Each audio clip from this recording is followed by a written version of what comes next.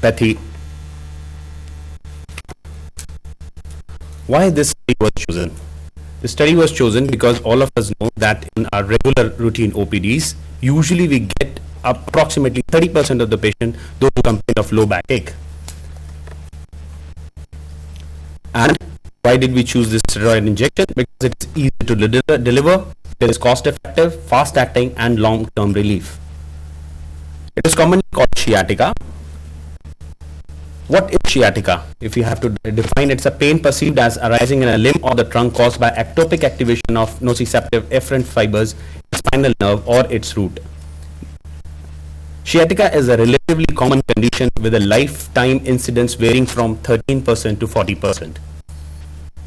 But we all should be aware of one thing, that there are non-discogenic causes of radiculopathy as well, which includes malignancy, hemangioblastoma, infection, which can be a discitis or a caries, spine, spondylolisthesis, spinal stenosis, muscular piriformis syndrome, epidural adhesions, and few gynecological problems. What treatments we have for sciatica? Bed rest, traction, steroid injections, and finally the surgery. Now we have seen some changing trends in past 2 decades. Earlier in 1990, usually it used to be a conservative treatment for a low backache. Then gradually as the time passed, it became that the surgery should be done in all the low backaches, those who are having a radiculopathy. What is an epidural steroid injection? An injection of a steroid medication into an epidural space with the intent to alleviate pain. How do the steroids work? We all know that the steroids have a very good anti-inflammatory properties. So the medication is given at the site of inflammation, which reduces inflammation by blocking transmission of C fibers and also inhibiting phospholipase A2 enzyme. Little bit about the anatomy. Now this is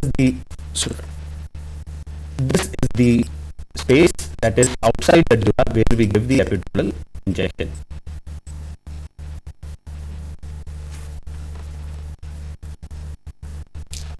Now there are different routes by which steroid injection can be given, and our study will be limited to caudal injection because these are the safest as far as the literature is concerned.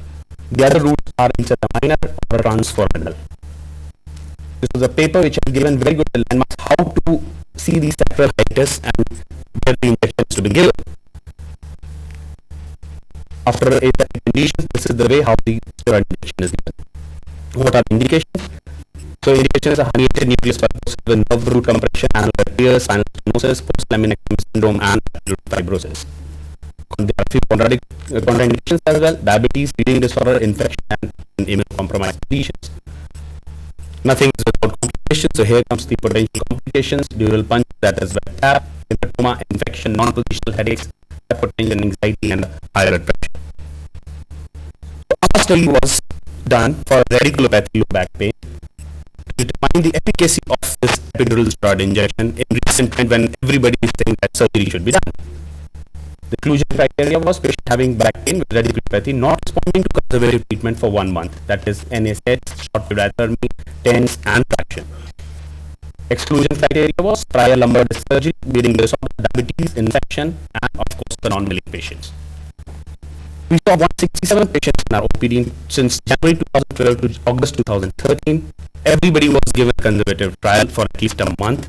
113 patients finally landed up without much of a relief by a conservative treatment, so they were given a caudal epidural injection. Out of 113 patients, 18 patients were lost in follow-up after first or second injections. 5 patients did not improve and they were advised surgery. The protocol was 3 epidural steroid injections were given at 2 weeks of interval, and they were followed up at 4 weeks, 8 weeks, 12 weeks, 6 months, 12 months, and 18 months. What cocktail was used? It was 2 ml, that is 80 mg of methylprednisolone, 2% lidocaine, and 2% water. That makes around 18 ml of the solution. Mean was 12 months. Assessment was done by Oswestry Low Back Pain Disability Questionnaire. This is the questionnaire which contains about 10 things such as pain intensity, personal care, lifting, walking. We have excluded one criteria, that is the sex life from this. This is the scoring how we do. Finally, we have done the scoring and divided by 45. The disability level goes like this: 0 to 20%, it's a minimal disability; 20 to 40 is a moderate disability, and so on. this was this disability score, and for each and every parameter we have taken. Pre-injection, if we see that almost pre-injection, there were 21%, 21 patients, those who are having pain relief only on taking medication, and they were on regular painkillers. After the injection, it reduced to 4. Pre-injection personal care, this also increased a lot. 32 patients were having extra pain, and here 77 patients were having no pain after the injection. Regarding lifting also, we see the similar results. 42 patients were having extra pain while lifting heavy weight. It reduced to 28. Walking, 42 patients before the injection were unable to walk for long distances, but after that they were very happy they could go to the market, do shopping as well. I think also the similar improvement was seen. Standing also, if you see 37 patients started having pain on long standing, which reduced to 24. Sleeping, they used to take tablets, they don't used to get sleep at night, almost 37 patients, reduced to 16 patients. Social life also improved. Traveling is very important in our day-to-day life, especially I work in Delhi. People travel at least 30-40 kilometers every day to go to the workplace.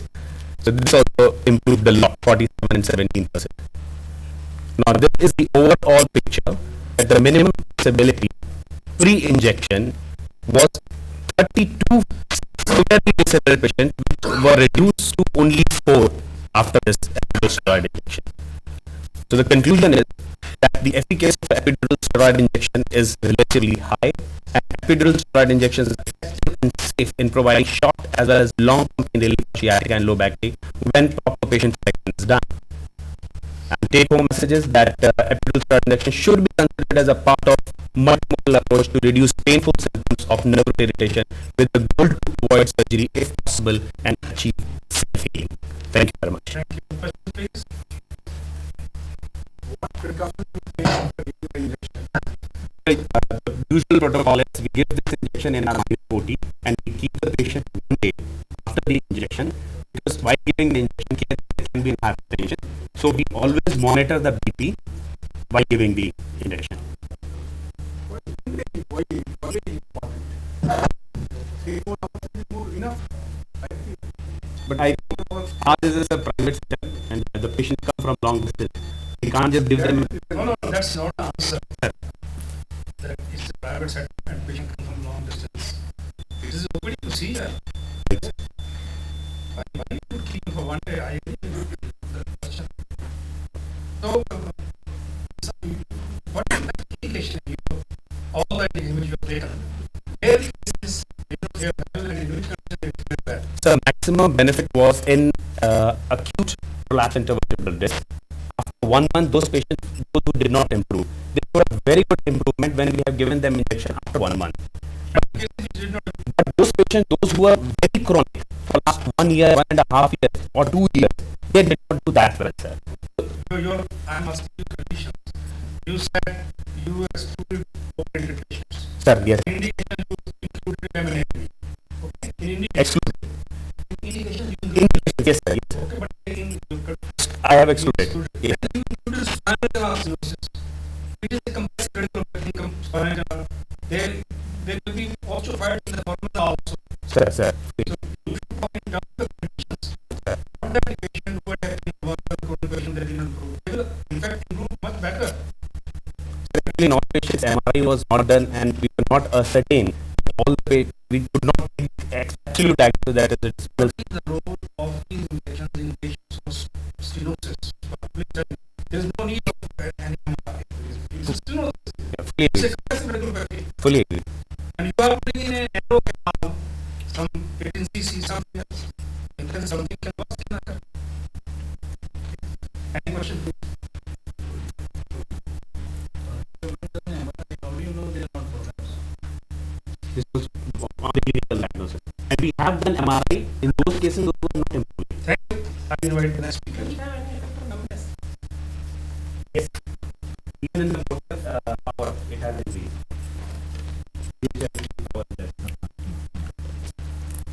Thank you, sir.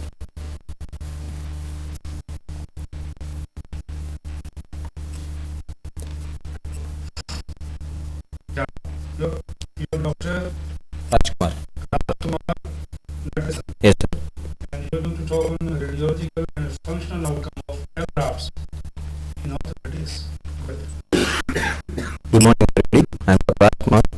and orthopedic surgeon from Ganga Hospital, Coimbatore, and I'm presenting a radiological functional outcome of allograph used in orthopedics. Witnessing such huge defects has become a very common clinical scenario nowadays. As more and more theatres are being revised, deficiency in bone stock is an increasing problem, and then these kind of situations are not at all uncommon and makes a real challenge. And these defects, if needed to be filled, there are no autographs sufficiently available, so hence the solution will be allografts. Ganga Tissue Bank was established in 2008 on par with International Atomic Energy Standards and National Institute of Singapore Tissue Bank standards. Two of our doctors got trained in the centers and were instrumental in establishing the tissue bank. In our center, the source of allografts is mainly from live donors and the grafts are very rare. The structural grafts are procured from the amputated limb, the net hits from the neck of the fracture and the clip replacement, and then the bone heads from total replacements of the major source. Once the donor bone is received, it undergoes various steps of processing, and finally the sterilization is done by gamma radiation at the Microtron Sterilization Center, Bangalore, and the frozen bone is stored at -80 degrees centigrade, and the freeze-dried bone is stored at normal temperature, ready for dispatch and use.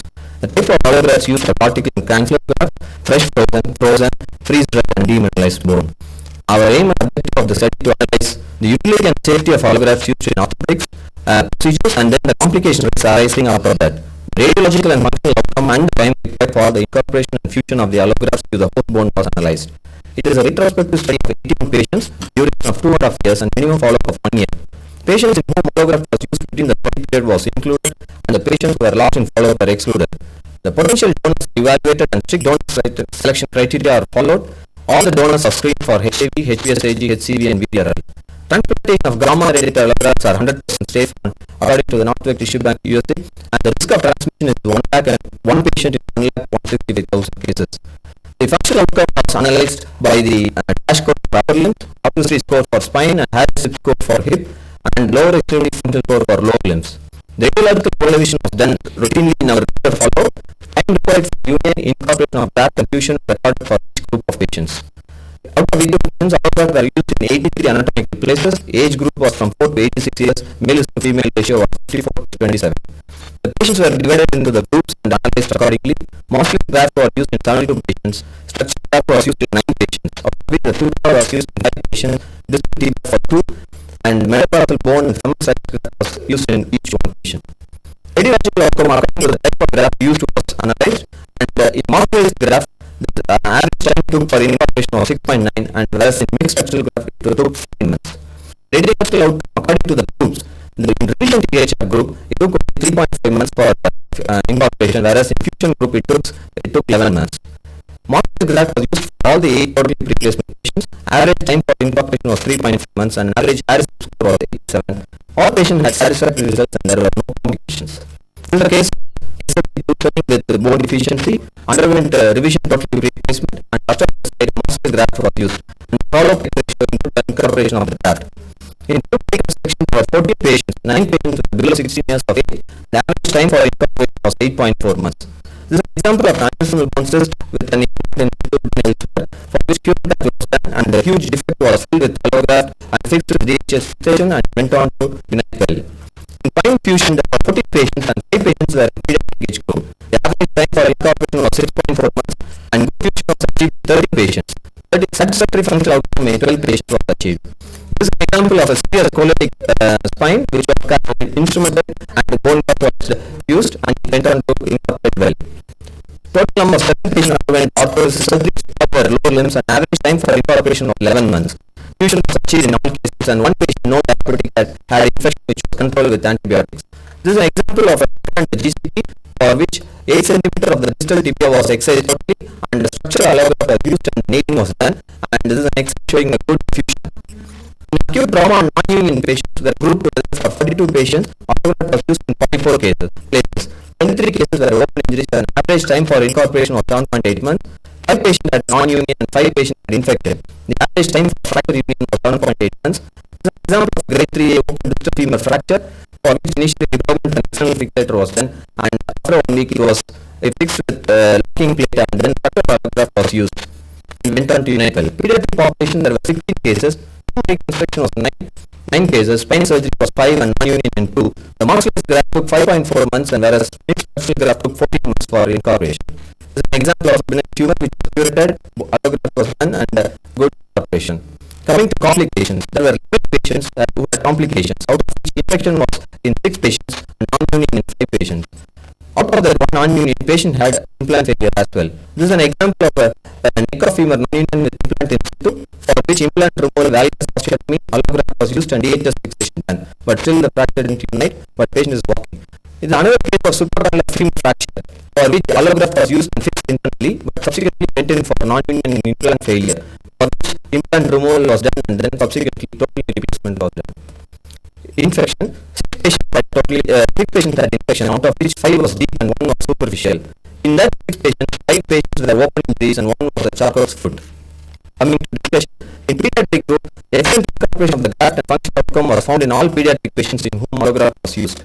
In revision total replacement, all 8 patients were found vestibular reconstruction with allograft.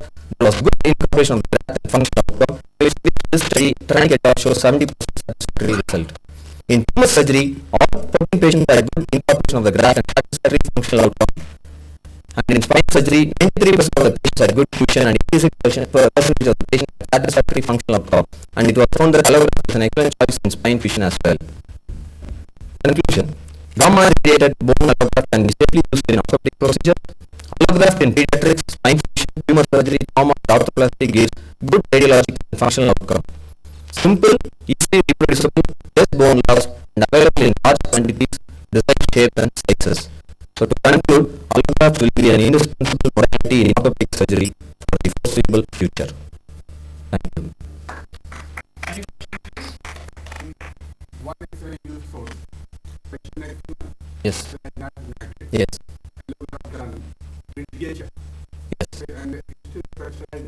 The osteotomy site got united, but the fracture site is not united fully. But the patient is walking comfortably without any pain and he doesn't want any procedure. So at present he is walking.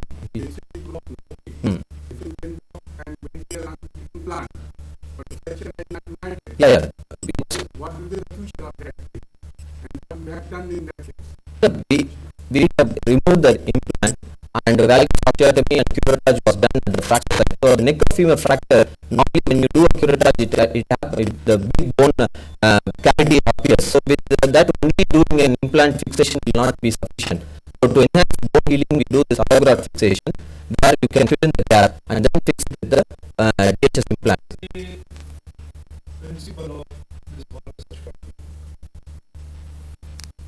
Principle is like when there is a varus collapse, the fracture, the Powell's angle of acute angle is corrected, and now the valgus angle is created for enhancing the bone healing. So they have not advocated that you open the fracture site and put grafts. Without curating the fracture site, if it is when we do the fixation, the chances of non-union is very high. In this case, they had the complication of non-union, even in spite of using an allograft.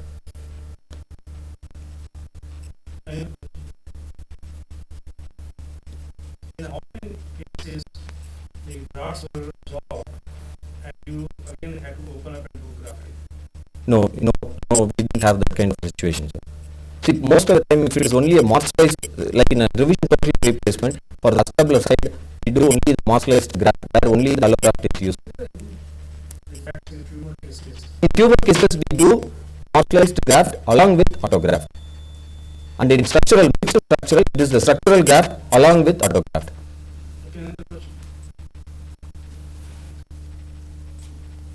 That's fine. I invite the next speaker. Thank you.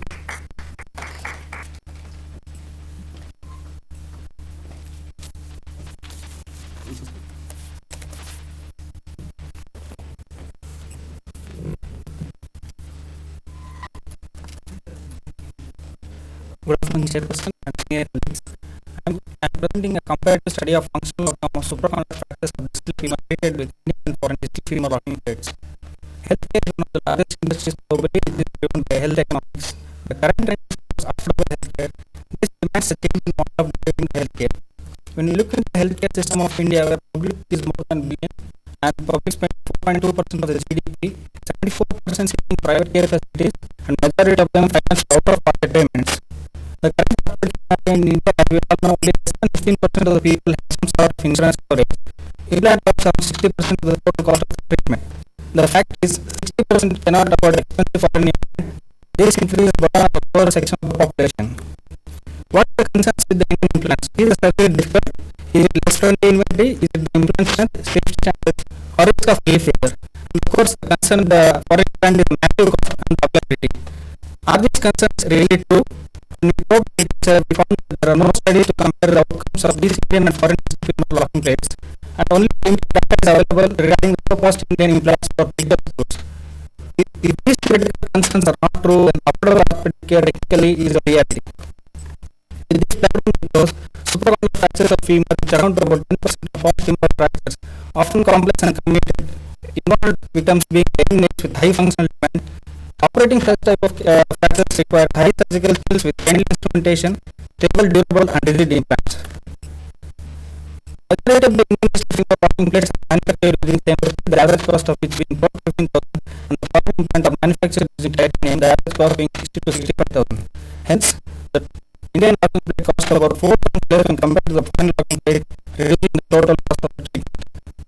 With this, we aim to study and compare the functional outcome in terms of tight union and reverse motion, complication rates, that is, infection, delay union and non-unions, and cost of surgery between Indian and foreign femur locking plates.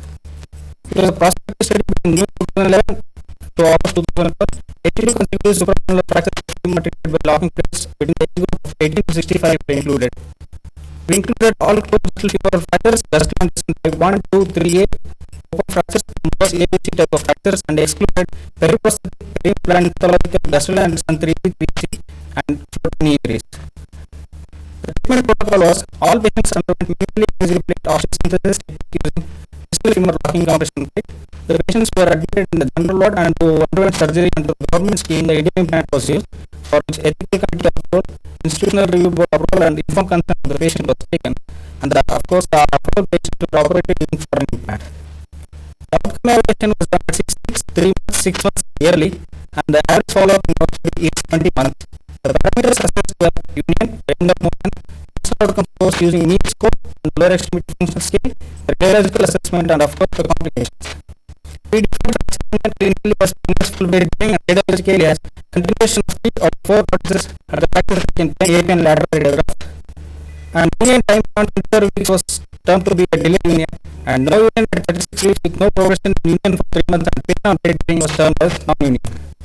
We used the knee score and lower extremity functional score and defined the normal radiological element as a kernel 5 to 7 degrees of angle and neutral sagittal pain, and more than 5 degrees of deviation from either cervical or kernel pain was read out with malalignment. Coming to the results, we had total 82 consecutive patients studied. 43 belong to the Indian implant group and 39 belong to the foreign implant group. The average age in Indian implant group was 42.6 and in foreign implant group it was 49.7. Rotographic cancer contributed to the major mechanical injury in both the groups, and we have 14 open fractures in Indian implant and 19 open fractures in the foreign implant group. There was no significant difference in the demographic data, and we used AO classification for distribution of fractures, and in our study we have 40% of the fractures belonging to AC3 type of fractures. I want to emphasize that there was no significant difference in the fracture distribution between Indian and foreign implant group. Coming to the outcome analysis, the average 70 unit in Indian implant was 5.4 months and 4.7 months in the foreign implant group. The range of motion, the average degree of flexion was 89.5 in the Indian implant and 98.5 in the foreign implant group. We did statistical analysis for our results and found no statistical significant difference in time to union and range of motion between Indian and foreign implant group. Coming to the positive outcome score, the average knee score was 81.4 in Indian implant and 80.9 in the foreign implant group. And the lower extremity functional scale was 85.9% in the Indian implant and 84.8% in the foreign implant, which was a satisfactory outcome in both groups. It is a AOC2 type of fracture treated with Indian implant showing immediate post-op, 2-year follow-up with complete union and a good functional outcome. The AOC2 type of fracture treated with the foreign implant showing immediate post-op, 2-year follow-up with the complete union and good clinical outcome. Coming to the complication analysis, we had a total of 3 infections, 2 belonged in the Indian implant and 1 belonged to foreign implant group. All the 3 were open fractures. We had a total of 10 delayed unions, 7 in the Indian implant and 3 in the foreign implant group, 7 non-unions, 4 in the Indian implant and 3 in the foreign implant group.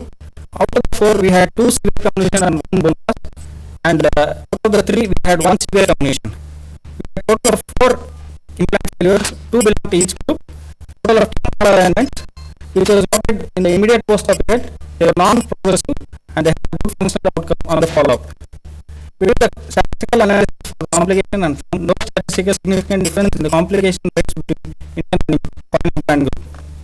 The cost analysis was done and we found that the cost was 4 times less when an Indian locking plate was used. Coming to the case examples of complication, it is fracture treated with Indian implant showing the 6 months post-op delayed union, and the fracture treated with the foreign implant 6.5 months post-op showing delayed union, and the plate bending seen with the Indian implant for which revision surgery has been done, and the plate fracture with foreign implant for which revision surgery has been done. Two examples of delayed union treated with the Indian implant at 10 months follow-up, and another example of non-union treated with foreign implant with 1 year follow-up. Hence, to conclude, clinical radiological functional outcomes were similar in both the groups. No statistical difference in the complication, but Indian implants costed 4 times less when compared to the foreign implant group. Hence, Indian implants are safe, viable, effective implant option and satisfactory outcomes can be obtained, making the treatment cost effective. Thank you.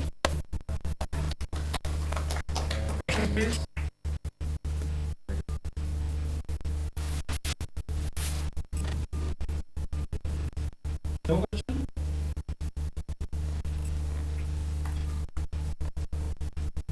Okay, thank you.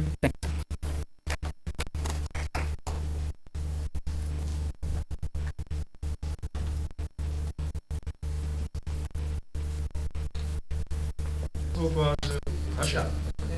You are Harsha. Okay. Good afternoon, respected chairpersons and colleagues.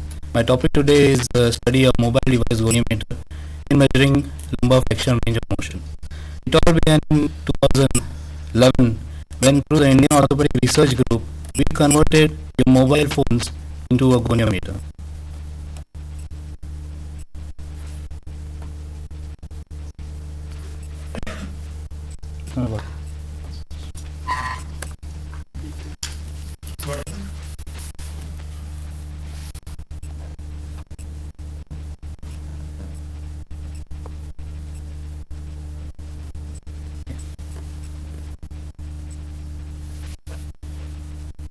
So we converted your smartphone into your goniometer. This is a mobile application. Just see how it is applied to the patient. We start on the proximal limb, stop at the distal limb, and the application gives you an exact range of motion. So this was done in 2011. We studied knee joint. This is how the phone looks after you have activated the app, and we published that in 2011 in Journal of Orthopedic and Rehabilitation. However, this was done for knee joint and all peripheral joints. So we eliminated the need of carrying a separate goniometer or using a separate instrument. You can use your mobile phone very well to measure the range of motion in peripheral joints. Our spine was a real challenge to apply this mobile device to, because it moves coherently. Lumbar, thoracic spine, the motion are combined together. We want to study specifically the lumbar spine flexion range. Conventional method of lumbar spine flexion shows test finger flow distance inclinometers, radiographs, electrogoniometers, motion analyzers, and video fluoroscopy. The first two are subjective and they give in centimeters the results. The last three are quite expensive. They give accurate results. We found that inclinometers were in between. They are not that costly, but they were useful in measuring in, say, in your clinic, rehab department, or for research purposes. So we used, and it is also reliable and valid, the inclinometers. So we used the inclinometers to compare with our mobile device so as to study the reliability and validity. So this was a cross-sectional study. 450 subjects were included, 150 males and 300 females, aged between 18 to 25. They were all healthy without any obvious spinal problems or deformities. The physiotherapy students from Sancheti Institute, they were trained to use this and were involved in the study. What does reliability means? It means how accurate is the device when repeated measurements are taken. So inter-operator reliability, 3 operators perform the test on each subject. Inter-operator reliability, one operator perform the test 3 times on the same subject. Validity means does the instrument measures what it intends to measure. How did we study this? We studied this with concurrent validity and mean values of range of motion, comparative assessment. This is how inclinometers are placed. We place them on S2 and T12, and the patient is asked to move, and we measure it from the inclinometer. This is a standard procedure. We have modified it for the phone. So for the phone, we first measure from PSIS. The central point is S2. We place the phone there. This is the starting reading at S2 level. This is the starting reading at T12 level. The difference between the two readings gives the lumbar lordosis directly. We ask the patient to bend forward, take a reading at S2 level. We again ask the patient to bend forward and take a reading at T12 level. That was flexion. This is again in extension. So we have to use this formula to take out the accurate flexion and extension. This is the standing reading. This is in flexion. So the entire range of flexion of T12 is 100 degrees. In standing, the S2 was at this level, while in flexion it has rotated, the pelvis has rotated to this measurement. So the range of motion of pelvis was 35 degrees. So we subtract the total range from the pelvic mobility and we get the accurate range of flexion of lumbar spine. So that's how we also measure the extension. Statistics was done with SPSS 12. Reliability, interclass correlation coefficient was used and concurrent validity was studied. The inter-rater reliability was 0.917 and inter-rater was 0.817.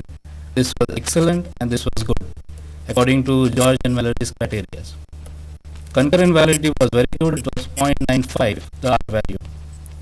When we measured the total flexion and extension, we found that there is not much difference between the inclinometer and the mobile application. You can see the values, the mean values, even the standard deviation will not change much. The p value was not different amongst them. So that means the inclinometer was measuring as good as the mobile application. So mobile application has good validity as compared to inclinometer. It gives comparable range of motion where compared to electronic inclinometer, epyonic fine, 3D ultrasound or radiography. This is from the literature review. Inter-rater reliability was excellent. Inter-rater was slightly less, probably because the operator needed more time to train among themselves. Once you train, the learning curve is fast, then it gives a very good inter-rater correlation. Advantage is its ultimate portable device. It is in your pocket all the time. It's reliable and valid now. It can measure range of motion of other joints also, unlike inclinometer, which can measure only spine. This you can measure any joint in the body. It is cost effective. Inclinometer costs around $150. This is available, the mobile application is available for free. It gives you a permanent record for in your mobile phone itself. So this is the site where you can download the application. If you have internet right now, you can download and use it. Limitations are rotational movement are difficult to quantify. It has a learning curve and needs skills to use. Performance will be limited by the mobile phone you are using. In conclusion, it's a valid and reliable tool. It's a very useful tool for every orthopedic surgeon where you can measure any joint, range of motion, of course now spine also. Cost effective, very portable, convenient to use but requires a learning curve. It was a group effort we developed with the institute and organization. Thank you very much. How can you slightly explain it more? How can you prepare it? It's according to accelerometer that is there already in the phones. Okay. So we developed that accelerometer and made an interface where the movement of the phone captures the movement of the body. So that's how we made it. By anybody? Yes, I can demonstrate right. Yes, I can show you the videos.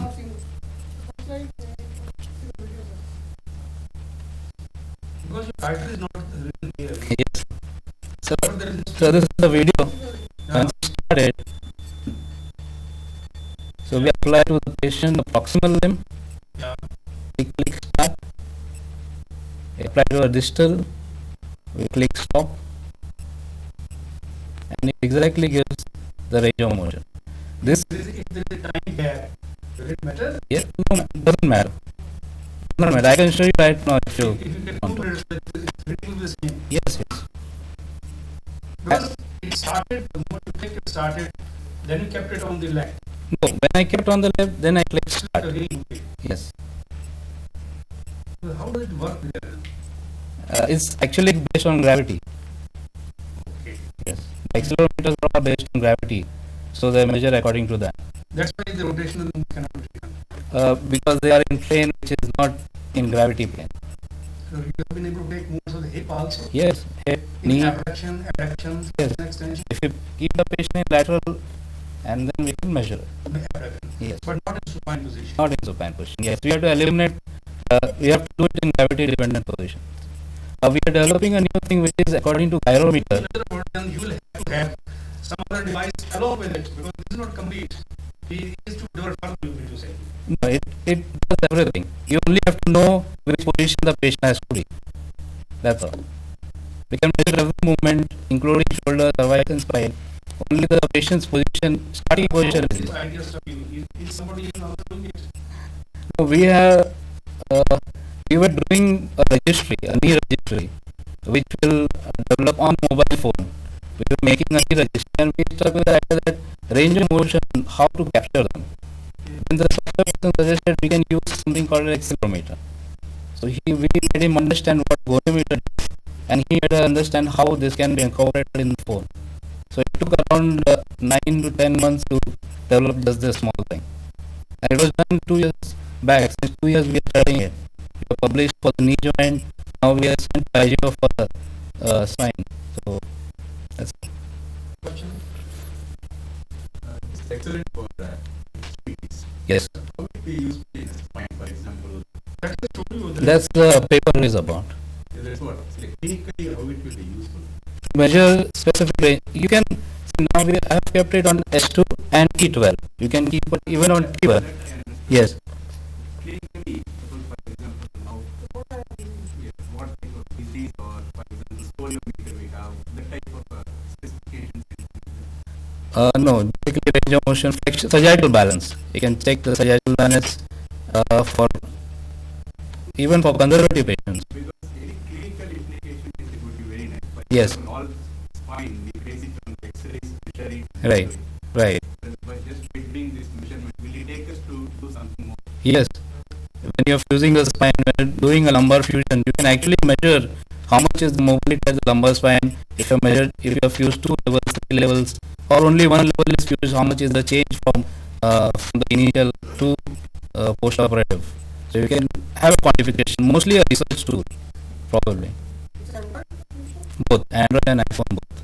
Not in Windows, but Android and iPhone.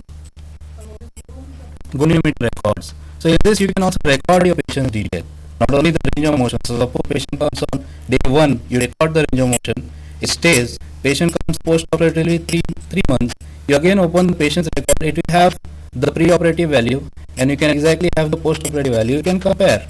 At each sequence you can compare, it's there in your phone. And you don't have to guess what was the range of motion pre-op. For anything you can use it. If you start applying it, you find applications You for are it. the last speaker now. And Yes, you are Sham Ashok Shah. and you are Harsha and any other left? Well, thank you very much. Very nice session. I thank the speakers and the audience for participating. Focus on burnout amongst orthopedic surgeons, and most studies used a validated instrument known as a mass/burnout inventory, which allows for cross-study and cross-country comparisons. Just a brief note, the MBI was a 22-question validated instrument, and it was developed by the person that's regarded as the mother of burnout, Dr. Christine Massage. So what we found was that burnout rates for general surgeons are in a range of about 30 to 40%, and that's data from the US. The data from Australia shows that burnout rates are higher for general surgical trainees in the range of about 40 to 46%, and there's also an association between younger age and burnout, which means that we predict people that are residents, people that are trainees to be more burnt out than senior members of the faculty. This is our own compilation data, and what it shows is that 4 studies done in different regions of the world, one in Saudi Arabia, one in Spain, one in the US. And you can see that 3 subscales of burnout, which is emotional exhaustion, depersonalization, and low personal accomplishment. So there's high rates of emotional exhaustion and depersonalization for orthopedic surgeons throughout, and a low rate of low personal accomplishment. And when we compare residents, faculty, and chairs and chiefs of departments, we can see that residents suffer from high burnout levels as compared to faculty, but there doesn't seem to be that much difference between faculty and chairs. There is a difference in terms of personal accomplishment, with the chairs and the heads of department feeling that they've achieved more in their life than other members of the faculty, such as lecturers and associate professors. So the data for orthopedic surgeons is that around 50 to 60% of orthopedic surgeons suffer from burnout, which is big numbers. And a recent Australian study done by our group found that 1 in 2 orthopedic trainees were burnt out, and this will be published in the Journal of Orthopedic Surgery soon.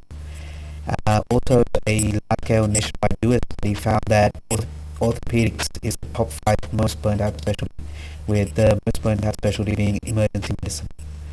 However, again, departmental chairs have higher personal accomplishment compared with other specialties, and all the data, including our own data from Australia and that from the US, shows that there's 2 types of factors which lead to burnout. There's non-modifiable factors and modifiable factors. So non-modifiable factors include age, gender, and modifiable factors include workload, distribution of private and public practice. So how can we deal with this epidemic where 1 in 2 orthopedic surgeons are suffering from burnout?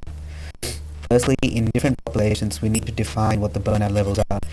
Most of the work that's been done in this field has been done in the States and recently in Australia, with little work available from other countries. Currently, we're doing a study on burnout in India. It's the first study of its kind here, and we're also piloting that at IOACON this year. We need to target modifiable factors such as workload, core duties, time for family life, distribution of private-public practice, as non-modifiable factors are, as their name states, non-modifiable. There also needs to be, after all this, an approach that needs to be both local and government policy directed. So the local approach means delegating duty hours, increasing the number of units, and so reducing the workload on each resident. Also, splitting shifts can be utilized, and at the government level, these changes need to be translated into policy. So there needs to be regulated working hours, and a good example is the Australian construction industry. They were suffering from high levels of burnout, and what they did was they utilized compressed work week. So instead of working for 6 days a week, they work for 5 days a week, but they increased the number of hours of work every day. Instead of doing 8 hours of work for 6 days a week, they did 10 hours of work for 5 days a week, and they found that that reduced burnout levels in the long run. And there also needs to be workshops educating trainees on burnout and support groups. When I've been going around talking with people, hardly anybody knows what burnout is, and that's despite 1 in 2 orthopedic surgeons globally suffering from burnout. So there needs to be workshops directed at educating residents especially about what is burnout, how you can deal with it, and establishing support groups. Also, we need to utilize some strategies that are used by the US military to combat burnout in soldiers. So the US military suffers from rates of about 80 to 90% burnout for its combat soldiers in Afghanistan and Iraq. And what they do is they utilize a number of measures to reduce burnout. So bring your child to work day, they do group therapy sessions, which only entail about 10 to 20 minutes, but it does reduce burnout in the long run. Also, they have movie nights where the faculty goes with, or not the faculty, the seniors go with the juniors. And so little initiatives like this will increase bonding in the department, and they'll also in the long run reduce burnout. Okay, thank you.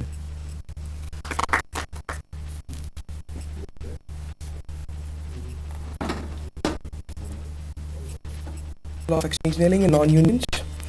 Exchange nailing for the treatment of non-unions includes a removal of the current intramedullary nail, as we all know, additional reaming of the medullary canal, placement of the intramedullary nail that is larger in diameter than the removed nail. Exchange nailing is most applicable to the situations where deficiencies of the pre-existing nail can be overcome with a new, larger nail. Such deficiencies include a lack of rotation control or lack of adequate stability. Exchange nailing. It is an effective, easy, and lifetime-consuming method. Retains the benefits of closed, interlocked nail of smaller incision, stable reduction without the breach of soft tissue envelope. Bone graft is not required in the majority of cases. The efficacy of exchange nailing in the treatment of non-unions is still debatable. One study reported high failure rate, another study achieved 98% union rate. In response to these different views on the efficacy of exchange nailing, we report our experience with exchange nailing. And hence the purpose of this clinical study is to evaluate the result of this technique in order to compare with the previously established results and to determine those variables that are predictive of the successful outcome. Material methods, 25 cases were taken. Non-union after intramedullary nailing was considered established when a minimum of 6 months had elapsed since initial surgery, and fracture had shown no signs of progression on X-rays for 3 months, and there was local pain on weight bearing. Both atrophic and hypertrophic type of non-unions were included. Non-union with substantial bone loss and infected non-union were not included in our study. Simple integrated technique for the femoral exchange nailing was used. Previous nail was removed. Reaming was done in 1 mm diameter increments, and the larger size nail was introduced. No open bone grafting was done. The point I want to focus, the fracture site impaction was done as a routine procedure by backhammering the nail. It was done similarly for a tibial exchange nailing also. In addition, a partial phlebectomy was performed for tibial non-unions with malalignment, which required manipulation to achieve a normal axis. This was done with a posterior lateral incision. After the operation, patients were permitted to ambulate as early as possible, and patients were discharged at 2nd or 3rd day. All patients were followed up for monthly interval for 12 months. Flexure union was assessed clinically and radiologically. Clinically as having no pain, no tenderness on ambulation, and no need of aids to assist ambulation, and radiologically as a solid callus with sufficient cortical density bridging 3 out of 4 cortices on AP and lateral radiographs. A non-union was defined as a fracture site which had still not healed after 1 year of treatment, or one for which repeated surgeries had to be performed to achieve union. A few examples. This was a case having non-union. We exchanged the nail. This was the condition at 1 month. This was the condition at 2nd month, and finally a beautiful callus at 4 months. Similarly, another case, we have non-union at 1 month after exchange nailing, at 3 months, and at 5 months we can see the fracture united. Similarly, in tibia, this is the picture of 2nd and 4th month. We can see at 4 months the fracture has united. Another case, at 5 months we can see fracture has united. Another case, this was the preoperative X-ray on your left. On your right, this is at 6th month, and 6th month fracture has united. So, a study compromising 25 patients, 18 were males, 7 were females, the average of 42.5 years, 14 were of femur, 11 were of tibia, and 20 had history of road traffic accidents, and 5 were due to fall. The average duration between the initial and the exchange nailing was 15.7 months, ranging from 8 to 30 months. Overall, we achieved 88% union rates in our study, out of which approximate 85% of union rate was with femur and 90% with tibia. And this 88% union rate was achieved with no additional procedure was done in addition to exchange nailing. However, in literature, many authors showed that eventually all cases from exchange nailing into union with additional procedures like open grafting, under exchange nailing procedure, augmentation plating with bone grafting, laser fixator used as cone. However, in our study, after explaining the patients with persistent non-union of additional procedures, patient hesitated from repeated surgeries, and therefore we were not able to study further in this regard. Open bone grafting was not done in any case in our study. Most common type encountered was AOIA, or the simple fractures. We found in our study that results were more favorable if exchange nailing is performed in these simple fracture patterns. None of the non-union with fracture pattern of AOIC went to union in our study. The result of non-ischemic non-union showed 75% union rate following exchange nailing, while 94.11 united after exchange nailing of ischemic non-unions, those statistically insignificant with p-value of 0.844. Our results were ischemic and non-ischemic non-unions were clinically significant and in concordance with the previous studies. The main problem in failed intramedullary nailing in these cases seems to be the rotational instability, and exchange nailing may not offer sufficient stability for non-unions due to metaphyseal flare, and therefore non-ischemic non-unions should be considered separately from the ischemic ones. Our study showed comparable results with a statistically insignificant difference in each type of non-union. That is, exchange nailing is equally effective in either of the hypertrophic, oligotrophic, and atrophic non-unions. However, time required for the radiological union was greater in the atrophic type. Exchange nailing provides both biological and mechanical effects that promote osseous healing. Biological effect was results from the ringing of the medullary canal, and the mechanical is produced by using a larger size nail. The amount of ringing is still debatable. The literature also provides limited different information. Many authors in this study use exchange nailing with at least 2 mm of over-ringing in the previous procedure and considered it as the minimum requirement for exchange nailing procedure. Other studies considered equal efficacy for 1 mm or 2 mm over-ringing. In our study, the results were comparable following exchange nailing with 1 mm or 2 mm over reaming. So we have opinion of reaming up to the maximum level allowed. The size of nail to be inserted should be as large as possible to reinforce the mechanical strength of the repair. We use dynamic locking in majority of our cases of exchange nailing. Static locking was done only in cases in which we feel required greater stabilization.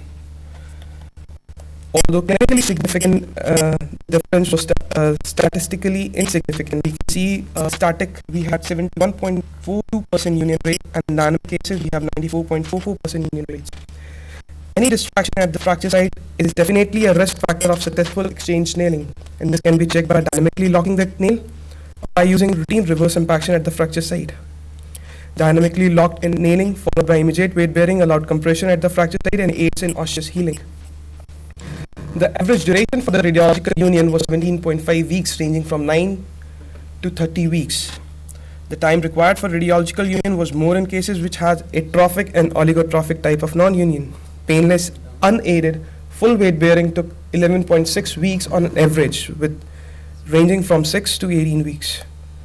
The average time required for exchange nailing procedure was 73.8 minutes, ranging from 40 to 145 minutes. And we did not find any statistically significant difference between union rates among smokers and non-smokers, and those with partial fibulectomy and those without. We did not observe any specific complications related to the procedure of partial fibulectomy and recommend it in cases with significant malalignment or axial distraction at tibia. The only perioperative complication observed in our study was difficult removal of previous implant. This complication was observed in those who had their initial nails broken or bent.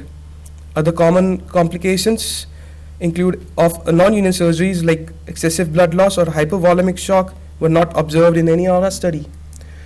This owing to the short duration of exchange nailing and the small incision used in the same. As compared to the preoperative status, range of motion of the adjacent joints were found to be same or improved.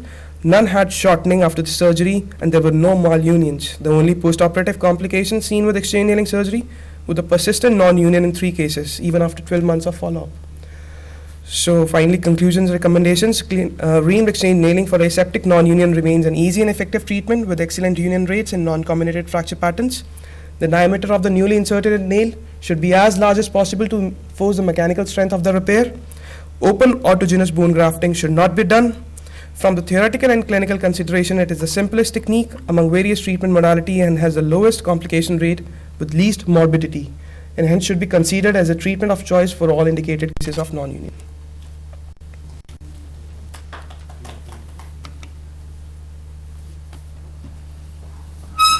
Definitely, smoking has definitely a risk. In the literature, it shows there is definitely a risk factor. But what we find in our study, there was no significant difference. The average duration of union was found almost similar. Exactly what? He's taking how many packs per day? We considered smokers as Is he a small smoker or occasional smoker? routine smokers, not occasional smokers.